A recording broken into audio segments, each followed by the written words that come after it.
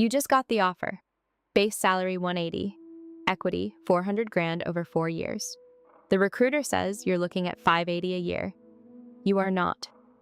The real number, depending on the company, could be closer to 320, maybe less. And in some startup scenarios, it's literally zero. In the next 8 minutes, I'm going to walk you through the math your recruiter hopes you don't do. We'll break down RSUs at a public company, options at a startup, and a side-by-side that'll change how you negotiate your next offer.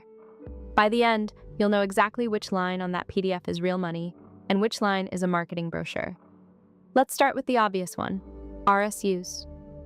When a public company like Google, Meta, or Amazon offers you $400,000 in RSUs over 4 years, that sounds like 100 grand a year. Simple, right? Wrong. 3 reasons.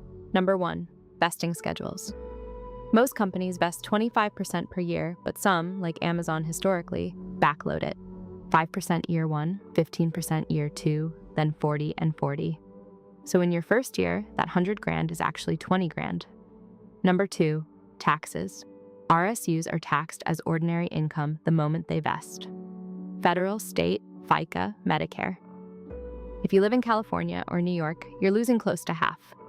That 100 grand pre-tax becomes maybe 55,000 in your bank account. Number 3, stock price risk. The offer is denominated in dollars today, but vested in shares. If the stock drops 30%, your equity drops 30%. Ask anyone who joined Meta in late 2021. So that 100 grand a year RSU package? Year 1, you might see 20 grand pre-tax, 11 grand after taxes, and if the stock tanks, less. That's the FAANG math.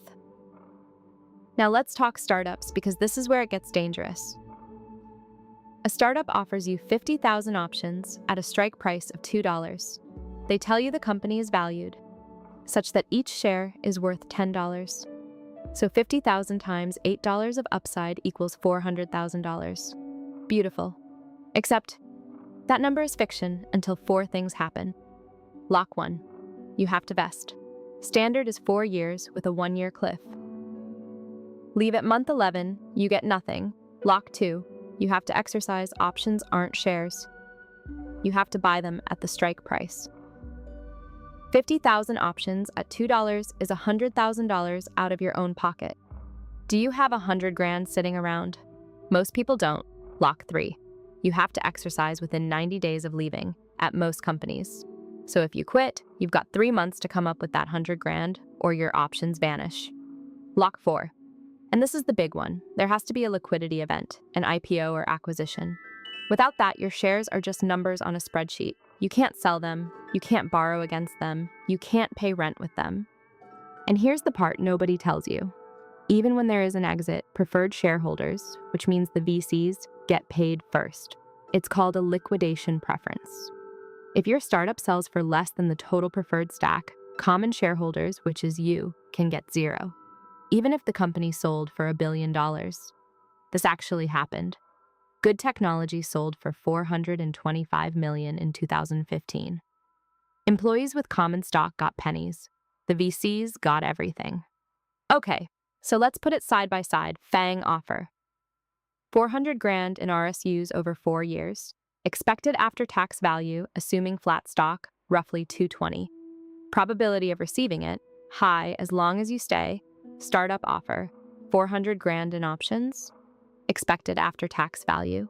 It's a probability tree. Maybe 70% chance of 0.